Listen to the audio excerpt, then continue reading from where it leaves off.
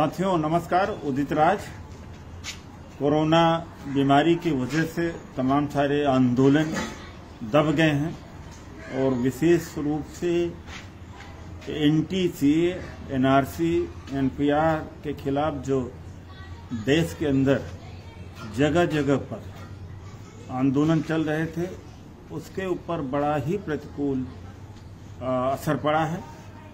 लेकिन मैं कुछ ऐसी बात बताना चाहता हूं, चाहे उससे मेरा खुद का नुकसान क्यों न हो जाए, लेकिन देश और खास तौर से अक़लियत समाज का नुकसान न हो और मनुवादी व्यवस्था फिर से मजबूत न हो। शुरू में जब सीए और एनआरसी के खिलाफ आंदोलन पैदा हुआ जगह जगह पर, तो हर वर्ग के लोग दिखाई पड़े, बुद्धिजीवी दिखाई पड़े, सेलिब्रिटीज और वामपंथी, प्रगतिशील।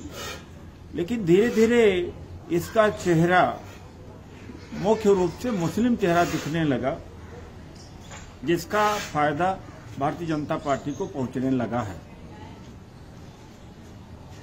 कुछ हद तक वो दलित साथ में हैं, मुस्लिम समाज के अलावा वो दलित साथ में आए जो अम्बेडकरवादी हैं, चूंकि उनको हिंदुत्व के नारे में फंसाया नहीं जा सकता।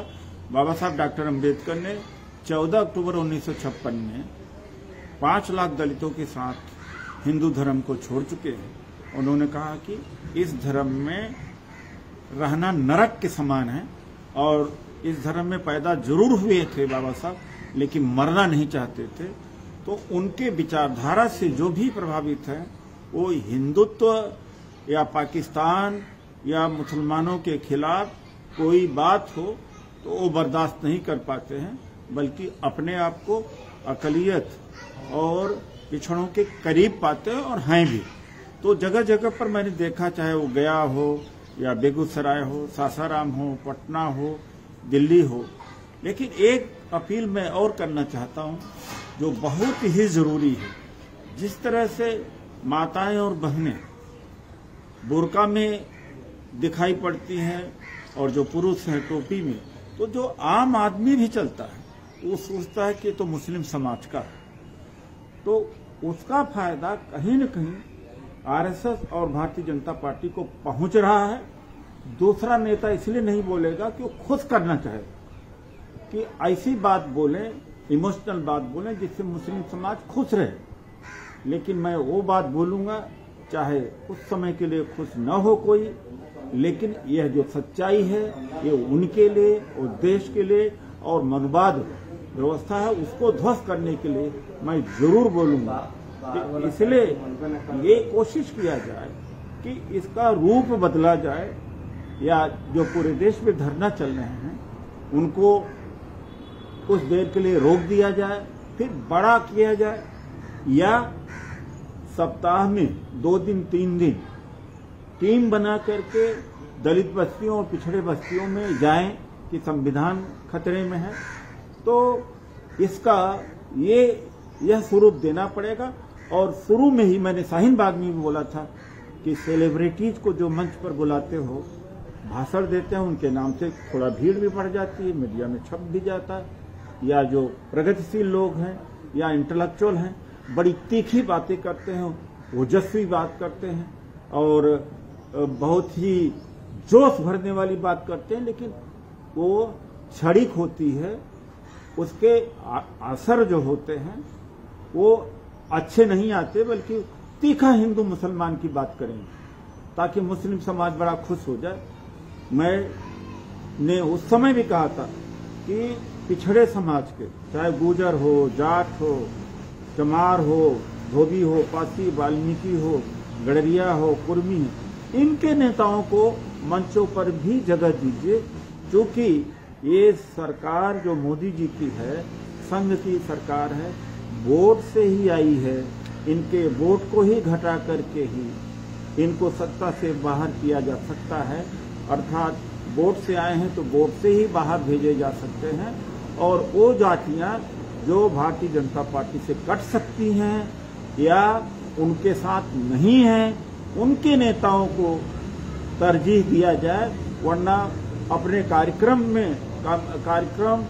को चार चांद लगाने के लिए, चमक धमक पैदा करने के लिए वह छड़ी की ही होती है। इस बात का बहुत ही ध्यान दिया जाना चाहिए। इसलिए असली दोस्त पिछड़ा ही हो सकता है, दलित ही हो सकता है, अम्बेडकरवादी हो सकता है। एक अच्छी बात है कि बाबा साहब डॉक्टर अम्बेडकर अकलियत समाज में गए हैं। मैं एक बहुत मीडिया ने बहुत बड़े कई लोगों को बहुत स्टार बना दिया है, चाहे उनकी बिरादरी उनके पास साथ न हो। बिहार में एक नेता है, बहुत बड़े नेता है, देश में मीडिया ने उनको बना रखा है, लेकिन उनकी बिरादरी की 10 वोट भी 100 वोट भी बीजेपी के खिलाफ नहीं पड़ेगा, लेकिन वो नेता दलितों को भी बन जाते हैं, मुसलमानों को बन जाते हैं। तो ये भी देखना पड़ेगा कि किस नेता को बुलाने से वोट का फायदा होगा और वोट से ही ये बाहर निकाले जा सकते हैं, वरना जो जुल्म अत्याचार इस समय चल रहा है ये बढ़ेगा तो यह तेज और करना पड़ेगा। एनटीसीए, एनआरसी और एनपीआर आंदोलन तेज हो, लेकिन और तेज हो, लेकिन जो स्वरूप हिंदू मुस्लिम का बनता दिख रहा है इसको किसी तरीके से काउंटर करना जरूरी है। शाहीन बाग अगर न हुआ होता तो बीजेपी को एक सीट नहीं मिलने वाली थी। शुरुआत में जब अमित शाह ने सभाएं की हैं, 200, 300 की सभाएं थी, धीरे धीरे ग्राफ बढ़ता चला गया। तो हमें बहुत सावधानी बरतने की आवश्यकता है।